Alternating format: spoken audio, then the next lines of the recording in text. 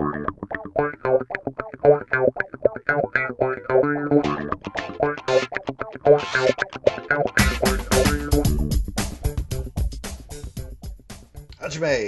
Welcome back to Comic-Jutsu. I'm JT McRoberts, and today we're going to talk about number 8 on the Hot 10, according to Key Collector, Spider-Man 2099, issue number 1. Right here you can see the nice chromium cover to it. Nice little effect. I thought that was actually a really sexy cover, very attractive on the shelf. I did buy this copy. You can see it is definitely not a new mint. It is mid to low, probably high low, low mid, so to speak, if there is such a thing. I bought it right off the shelf. Thought it looked good. I was a fan of it at the time. I'm always a fan of the artist Rick Leonardi. I thought this was a great book for him. He always did a great Spider-Man, and it was cool to get to see him, I guess, design this character and this whole world and everything.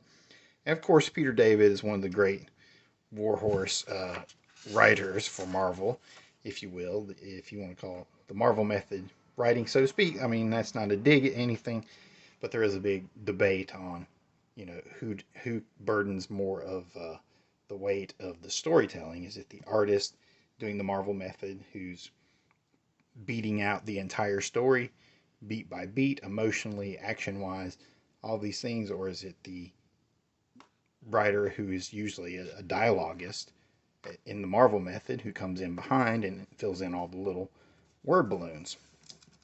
But anyway, I was always a fan of Peter David's work. It wasn't until years later that I realized the majority of it passed through me like water, though there were definitely a few highlights. But sometimes I ask myself, is that because of David's writing? I think actually in the case of X Factor 87, I think is the number, with artist Joe Quesada, that is the one really great one issue, one shot kind of story from Peter David that I like to point out to people that I thought was actually pretty brilliant. But this is a fun book, telling the origin.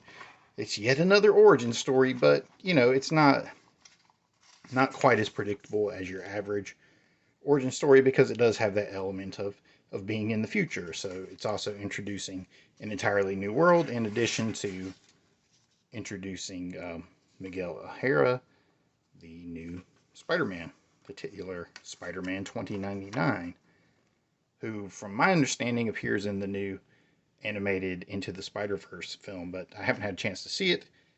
I don't get to make it out to the theaters quite as easily as I used to, and I went to see Indiana Jones here recently instead, so that was my good my trip to the theater. And I think next I'm doing Oppenheimer, so I want to get Spider-Verse in there, but if worse comes to worse, we'll watch it when it hits Disney Plus. I just wanted to stop here for a little snapshot of the times. Here you see the Doom 2099 Ravage.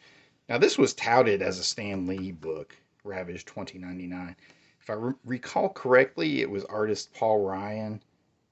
This is like Ron Franz right here.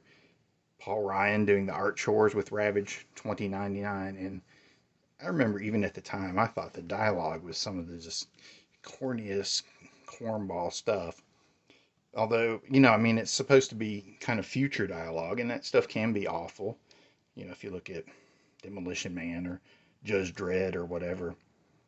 But even for that, even with that allowance, it just came across as really bad.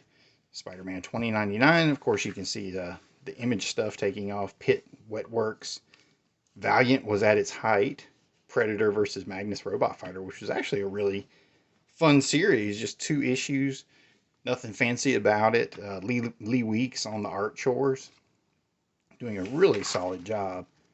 Their Death's Head with art by Liam Sharp, I believe, who I thought at the time was really phenomenal, and who's stayed consistent and done some great work over the years and is doing great stuff now. I want to look at his book Starhenge on here sometime, so if you hear me out there, Liam, hook us up with some more Starhenge and we'll talk about it all for you. Because, as you know, dun-dun, Comic-Jutsu is always accepting sponsors. But until then, we're not going to talk too much about other people, whys and wherefores. But this issue is considered valuable because it is the first appearance of Spider-Man 2099. Unless you're one of those nimrods that thinks the preview in Amazing Spider-Man 365 was actually the first appearance. You can nab this baby for about $8 on the low. Although I do remember when I could find it in the dollar box. So I wish I had a few more copies for that dollar price back then. It's gone up about 30% in the past week, with your topping out at $205 versus the average of $150 for a near perfect copy. So there you go. Number 8 on the Hot 10, Spider-Man 2099. I'm JT McRoberts. Subscribe to the channel. Stick around for the best breakdowns and commentaries of superhero comic book fight scenes that you're going to find anywhere on YouTube. Find me at all those little places up there.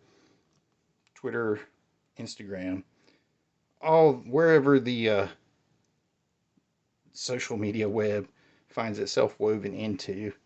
I am there, hanging like Spider-Man 2099 in the year 2023. Mate.